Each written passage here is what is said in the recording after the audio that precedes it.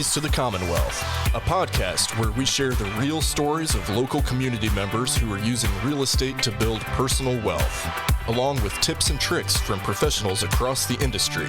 And now, your host, Landry Fields. Welcome back, everyone, to another episode of the Keys to the Commonwealth podcast. We are excited as far as today's guest, which comes from Lake Cumberland Glamping. So we're going to be talking all things glamping today in a lot of ways with Ms. Lyda Ray Fauste. Is that right on the last name? I always, you tell me that, and I always want to butcher it, type of thing. So, but yeah, you live towards the eastern Kentucky side there, Estill County and so forth, but you guys have kind of obviously built up a pretty well-known business in the area there with the Cave Run area, to be, if I'm right? Lake Cumberland. Sorry. Yeah, more than Cumberland. Sorry. But yeah, I mean, glamping, it's been all the rage, it seems like, in some respects. And I'm personally, maybe I need to go and experience it one time here. But yeah, how'd you all get into that? Tell us a little about yourself. Okay, so my parents actually they sat down, me and my sisters, and we were like, what the heck is this going on with? Yeah. And there's a property next to their lake house. They got a really fantastic deal on their lake house. They always wanted one, but two teachers growing up raising three kids in eastern Kentucky, talking about a tight budget. Right. So finally, they pushed us all out of the house. We went to college, did what they wanted us to do, and they finally were in a spot where they could get a lake house. Okay. But there's always been this vacant lot next to their lake house. So, and for years, my dad tried to talk to the family. It ended up finding out it was in a trust. Okay. You know, that's a mess. Oh, yeah. So years went by. It sat vacant. I think they bought their lake house in 2013, $70,000, 2 acres house. Then it was a good deal. You're right. But we were like, we really want this additional 2 acres because I've got nieces and nephews out the wazoo. Yeah. And we're like, get these kids out of the house. So finally, anyways. You're not thinking glamping at this point. It's just we just want to get this land to be really nice to have. We just want this property because eventually, my parents being amazing parents, were like, these kids need to build their own cabins over on this other property. And if we can get it now at a good price, let's get it. Yeah. So finally, I think they caved. The family did. Okay. And they were at a spot where they wanted to sell, thankfully. My parents bought it, and this was 3 years ago at this point. Okay. Well, 3.5, I guess. Right before COVID. Just before it. And set us down one Sunday. We're like, oh no, what is going on? You all aren't sick, right? Like, family everything's meetings. Okay. So set us down there, like, we have this idea.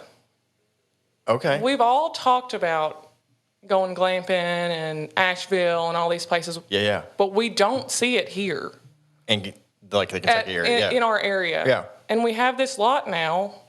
So our plan is, let's put the tents up. Let's build the sites up. Let's get this property to a spot where we want it. Right.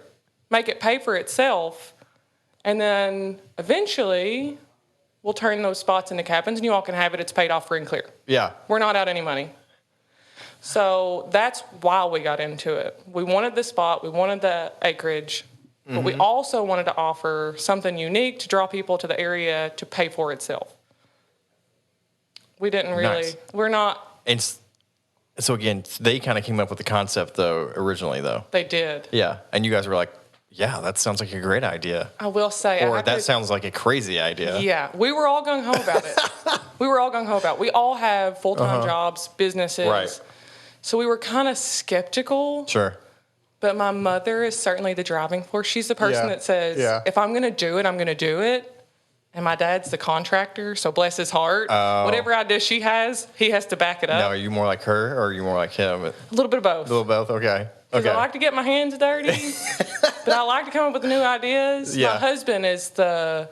So you're like, we've never done this. Let's just start throwing, which I love. Like that, I feel like is the American kind of like entrepreneur attitude of like, I've not done this, but I think I have the confidence in myself to do so or figure it out type of a thing for sure. So, I mean, so you guys opened this up, 3 years ago then, right in the middle of COVID, which probably was like a perfect timing scenario, right? I'm assuming like people were like, oh, I'm going to get out of the house, but like, outdoors still at the same time? Yeah, we got really lucky. So our first year, our goal, we didn't really have a goal, to be honest. Right. We were kind of winging it. Sure. I get it. So we were happy with the turn. We had an amazing turnout. To be honest, I don't know the statistics on how many did you all start out with? 3 tents. 3. Okay. And we still only have 3 tents. Oh. Because we really like where we're at. We did purchase an additional tent for this season, and we've also furnished out.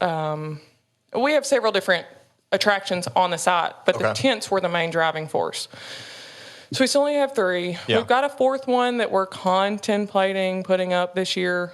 Is it going to take away from how packed it is? Is that what you're kind of the thought process there? That's the thought behind it. We just don't want to have people on top of each other. Yeah. I mean, we don't, honestly, we're all kind of antisocial in a way. Because people want to if they're going to do something like that, they're probably wanting to get away from like a... Yeah, you think about glamping in Asheville or any spot in Tennessee, they're kind of spaced out. So was it just YouTube videos figuring out like where, kind of how to do this, or kind of, like you said, just winging it, figuring out? No, we legit, so we went over to this property and it was grown. Oh my gosh. If you saw the trees, it had gotten so far gone that there were trees growing. And if you know anything about Lake Cumberland property, it's all rock. Yeah. So you can't just go in with a piece of equipment and start ripping stuff up, because then you have no soil left and you're stuck with living on rock. Right.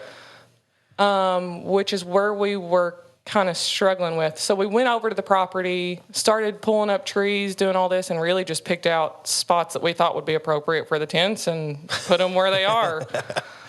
So they're kind of built on a foundation of sorts, like a deck kind of a thing, right? Yep. We built all the tents up on a deck. We didn't want people... We really wanted this to be glamorous camping, which is what glamping is. Right. So we elevated the tents off of the grounds. You don't have the ick and dirt and, Yeah. So as far as, the setup stuff, what usually amenities are provided glamping versus obviously with a typical cabin type of scenario? Like what is it just here's a bed and here's a tent so you don't get rained on, or what, what is typically offered? I know there's certain levels as far as niceness sometimes where like you got these like dome-shaped things that are not really glamping because it's like a room inside of a geodome versus tents type of a thing. So like what's the main differences there? What you don't have or what you do have? So I'm going to backtrack here a little bit. We camped a lot on Lake Cumberland, or Laurel Lake, sorry. Yeah, Laurel. Growing up. Yeah. With one of my dad's second dad. He was like a grandpa to me. Okay. So when you think about the kind of camping you did when you were young, when you're breaking out the Vienna sausages, sleeping on an egg crate, foam mattress, right, in a pop-up tent, bonfire, all that. That's some of the best times that we had growing up. That's true. Like you didn't think about all the funny things. So we're real simple people in that fact. So what we wanted to offer with these tents versus the geodomes and all the really just cultivated experiences, we wanted to bring in... Which that's, I guess, more like true glamping. It really is. And they're beautiful. But that just wasn't what we were going for. What we were going for was taking that experience that you did as a kid. Yeah. But making it comfortable. So we've got beds that have, oh my gosh, the mattresses in there. I love them. Okay. Good sheets, good pillows, air conditioning, refrigerator, microwave. So that's what there's AC and everything? Every tent has air conditioning and heat. Really? And I'm telling you, the beds, we get asked more often than not what mattress we bought for those tents. Okay. Because they're so comfortable. Yeah. And so you kind of pieced all that together. Like, we're going to take that idea, marry it with people so they can still have AC or heat and be comfortable, but at the same time just experience kind of the true outdoors. Like, you're not interrupting from the sound of, like, the crickets and at night and other stuff like that, which is, it's always such a... Chef's kiss. Exactly, right? So that's neat. Like, that really is a cool concept. So what you all started with 3, you're at 3, maybe adding the 4th, but, I mean, what's the season usually tend to be like from when to when? As far as 3-year-olds. When we first started, our first year, we were busy from end of May, the busiest season, end of May to the very beginning of October. Okay. And really, even then, it kind of tapered off just before that. Sure. But now... fall is the best camping time. I know. For me. Like, fall in Kentucky, I don't think it gets better than that with campfires and... Amazing. Everything. So now we're getting more and more, and maybe it's just because the weather this season, I'm not sure, but earlier and earlier. I think more people are like, we're so tired of like the daily grind. I will go shiver on a chair next to a fire before I'm going to sit at this house tonight. Right. Because it's really only, I mean, from the central Kentucky area, 30 to 45-minute drive kind of scenario? Oh, yeah. It's not bad at all. Far, really, at the same time. So, plus I love I actually came from Eastern Kentucky as far as a little bit. I think I told you that in the past, stuff like that. So I do have I love having a heart of like that area because it's definitely an overlooked area a lot of times for just not only the people, but also just experiencing the beauty that is there in the Appalachian Mountains, however people want to say it, kind of a thing. Throwing apple at you. Yeah, that's right. That's why I always remember it. Appalachian. Yep. Yeah, so that is awesome. You all got any other kind of things in the works as far as you said you guys had built out a few other things, or what is that? So this past season, we've had this structure on the property that used to be, I think, an old workshop. I don't think it was ever quite configured right for a garage. So it was an old workshop basically for the family that lived there. And for a long time we thought we were going to turn that into a community kitchen, just so the campers had somewhere to go sit that wasn't in the tent. Yeah. But the more we looked at it and the more that we looked at other properties around us on Airbnb, because we solely go through Airbnb. Okay, so that was my other question. That's a squirrel moment. But we noticed that there wasn't a stay like a tiny home, so to speak. There were one or two, but not any like tiny homes per se. So we're like, why don't we turn this into a tiny cabin? So that's what we did. We've got a space that's got a king bed, a full bed, 2 twins, tons of sleeping space. Okay. But it's fully enclosed so that people that don't want to stay in a tent, they've got that stay option too. And then we've got primitive camping that we offer, and coming up a new RV that we're going to sit on the RV. We have an RV spot as well. Okay. That didn't do great, so we're pivoting. Okay. We bought our own RV. And we're going to sit it on the side. There you go. And I've heard about rent that out, yeah. So a little bit of, you kind of got a mixture of a lot of things there. Yeah. Now, and then as far as obviously you said Airbnb is kind of is that exclusively how you all do the bookings right now, or is there plans to kind of evolve that as well? I know you usually have to have a big social media following to kind of usually dive away from that or pivot away from that as much, right? Yeah, so we've stuck with Airbnb just for simplicity's sake. Like I said, we all work full-time jobs, and for us, it's just been easier to stick to one platform. And we all have, me and my oldest sister are the two that, for the most part, manage the app. Okay. So it's easiest for us to just have... You all doing your own, clean out, not clean outs, but, cleanings in between and everything like that? Start to finish, It's our own hands. Okay. We got to get the kids in there doing some work at some point too, right? We do. Them kids got to earn their keep. That's right. But it's just been the easiest. And maybe you've got some input on this, but I'm seeing kind of a pull away from Airbnb. Okay. So just Airbnb has not been very host friendly. And we've seen that with a couple of things this past year, but we were like, we'll give them a little grace. It is what it is. Sure. We're just happy to have it all in one place. So we're kind of thinking now maybe branching out to other. Do you have a direct booking site at all? Obviously, we would love to do a direct booking. Yeah. But we really want to build up a big audience before we strictly go to direct booking. Oh yeah, you can't just jump all in on that for sure.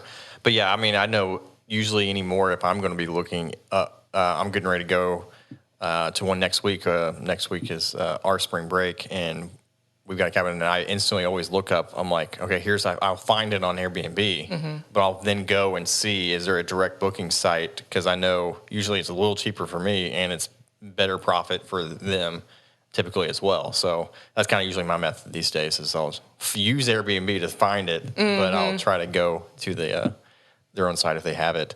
What are some of the things as far as when you started it that if someone was like, I'm going to do this or something like that similar, what are those trials or things you wish you would have known going into it? I'm sure there's a lot when you're in some respects, but what are something that sticks out to you at all as far as what you wish you would have known or had done differently ahead of time? I was thinking about that on the way over here, and really, I think I also listened to Roderick. It was your old boss. Yeah. And I think it was his. Yeah. That he was talking about giving people, or maybe it was Ryan's, I'm not sure, but giving people grace, but it's not really grace. It's actually them taking advantage of you. Yeah. So going into it, like, we would have people message us and be like, we're coming for our 16-year-old's birthday. So we would go out and help them set up their decorations and get ready. Yeah. And then they'd leave the 16-year-olds there by themselves. So you can just imagine what happened.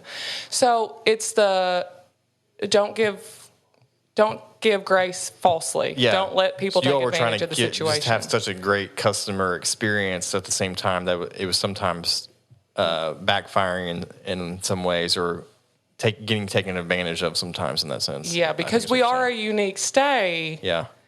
And we're more than happy to work with people if they want to come and do parties or whatever. Yeah.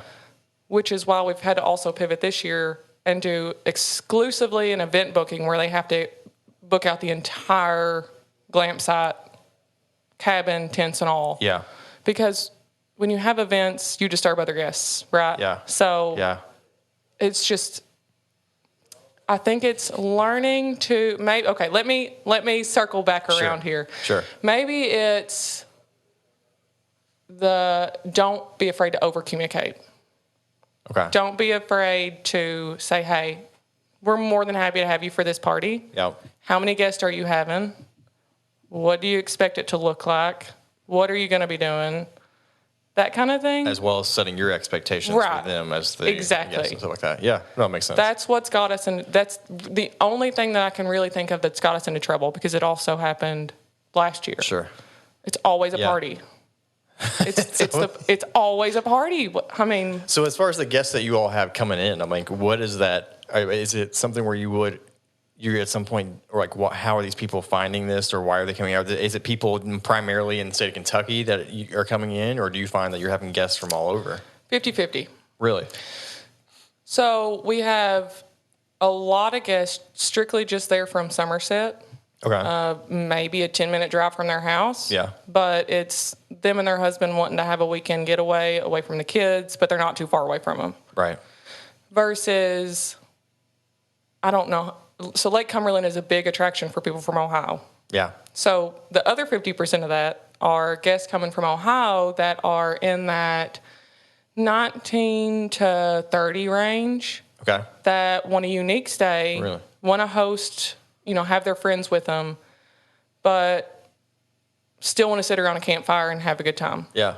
So all in all, I'd say that our guest age range is probably that 19 to maybe max out at 40. But I guess that makes sense in some respects. I mean, I don't think my parents are wanting for people to go. They're like, no, we're paying extra money to be 100% comfortable. Yeah. In some respects, for sure. So I guess it can make sense. Yeah. What advice would you have to someone that wanted to start their own glamping site, maybe in some other part of the country or other? Is there a lot of glamping places in the state? I mean, I really don't know. I mean, yours is kind of one of the few I've heard of. I know there's a lot of those. Here's a campsite where you can just go and set up a tent, kind of a scenario. But this is obviously different. This is actual bookings, kind of a scenario. Is there a lot of that even really here, and from that are truly what you all are doing as far as in the state? Not a ton. I don't think so. The majority of people that are moving into Kentucky and starting glamp sites are going to the Gorge. Right. So there's not a ton around us, which I think Western Kentucky, probably a little bit, maybe with Land Between the Lakes, but sure. Yeah. And to be honest, I've never even researched. That's might as well be Montana over there. Sad story. I've actually never been to the Land Between the Lakes either. No. I need to get out there eventually. But yeah, it's a crazy business model. I mean, so how well have you all done then in that sense? Has it exceeded your all's expectations? Like, what is an average per night rental? Kind of like on an average cost with the glamping compared to like getting a small tiny cabin kind of thing. Well, obviously seasons change and it ranges in prices. I know from stuff. Really, the price. So our price per night our base price with cleaning fees because we only charge a $30 cleaning fee. And I think that's what's really helped us. Because we clean it ourselves. The space is small. Yeah. It's a quick turnover. So all in all, glampers can plan to pay $130, $150 a night. Okay. Which I feel like is certainly competitive with a lot of there's the few other tiny homes in the area versus simply because, and I think it's that cleaning fee that really helps us. So I do feel like our pricing is competitive with surrounding properties. Nice. Because, I mean, you think about hotels these days, they're alone these days. I can't find one hardly for less than $200 a lot of times. Unless it's like some kind of Motel 6 or something like that, but I ain't staying at. But I ain't trying to get no bed bugs. No, not at all.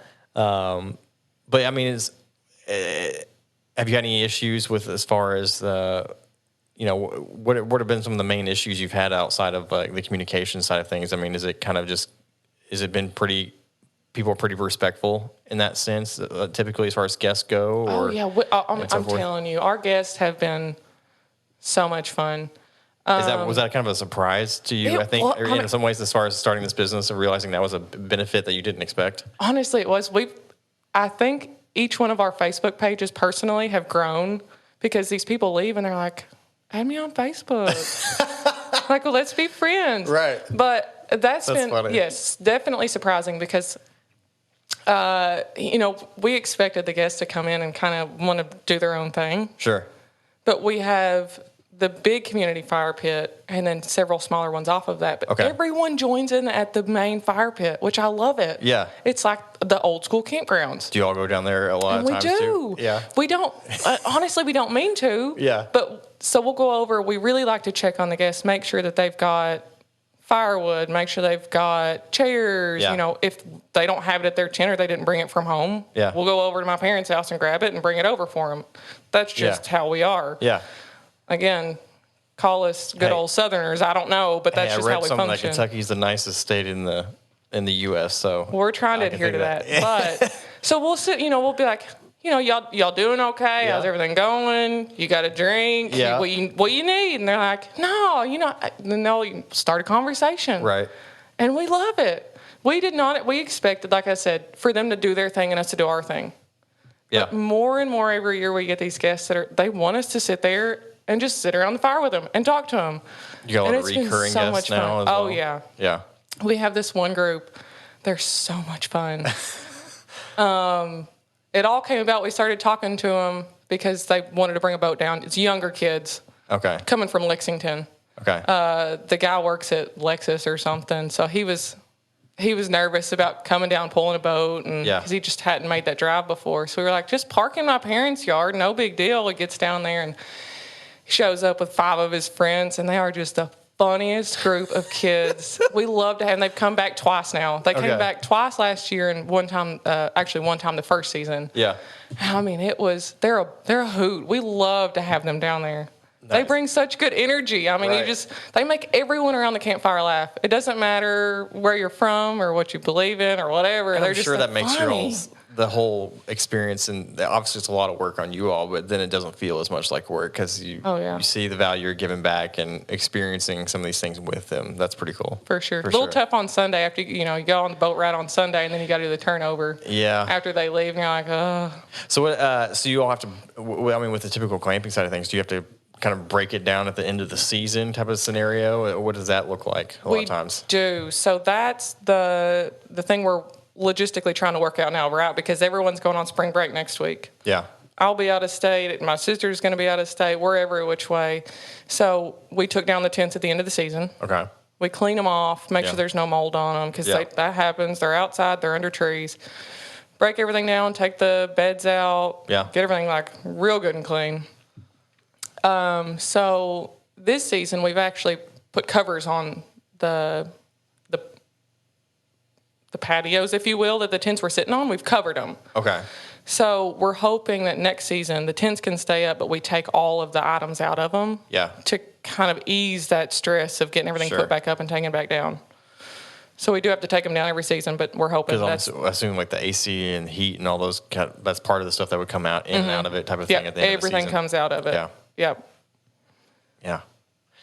There's a lot to it. Like I said, I admire your all's, or I guess your mother's kind of thought there and ingenuity, and you, I guess, putting it all together, stuff like that. Like I said, I've seen you all around. You know, we've had conversations with mutual friends and stuff like that. So I definitely wanted to kind of have you all for a different experience as far as a different way of investing in real estate. I mean, you probably never thought you'd be in the glamping business. I think most people never think they're going to be in certain types of business type of thing. So that's pretty. I like it. Appreciate you coming on, telling your story. Anything you want to wrap up with as far as the glamping side of things, like. Well, one thing I had not mentioned is that we've actually liked the glamping so much we've gone mobile, so we can bring it to your backyard now. Okay. So now we're Go-Go Glamping. It's kind of a sister company to Lake Cumberland Glamping. That's right. I think I forgot about that. So you will now just come and set that up, kind of like a backyard overnight type of thing, nicer tent type of scenario with even the AC and heat option type of thing, or we don't offer the AC and heat. We do offer fans because. Who doesn't love a fan when they sleep? But but they still say we do offer space heaters for nights that it's cool. Sure. But other than that, it's still the glamorous camping, just minus the AC. Gotcha. Interesting. Obviously, born and raised in Kentucky, I assume. Like born and raised, can't seem to leave. What's your favorite part about Kentucky then? I think as you've honestly took me traveling more outside of Kentucky to realize what we had here, but I don't know. For me, it's family. Yeah. We're all very family oriented. Yeah. To be honest, we find it kind of hard to branch outside of our family because we're all best friends. Yeah. Me and my sisters and my mom and my dad, I mean, that's who we like to do everything with. That's a good problem to have. So it's a lot nicer to be around family than not. If we're in the area, what's the best local restaurant to go eat at? Put you on the spot here for this, I know. Man. I'm not gonna lie. I eat out every meal just about. So I like it. It's all so glazed over for me at this point. Okay. And someone else mentioned it. It was like the COVID thing really kind of killed it for me. Yeah. But I mean, you can't go wrong with a sushi bowl from Brady's in Richmond. Okay. Man, I love that place. Okay. I'll have to go check that out then. It's good. Their sushi bowls with the spicy salmon. God, so good. Spicy salmon. You had me at spicy salmon.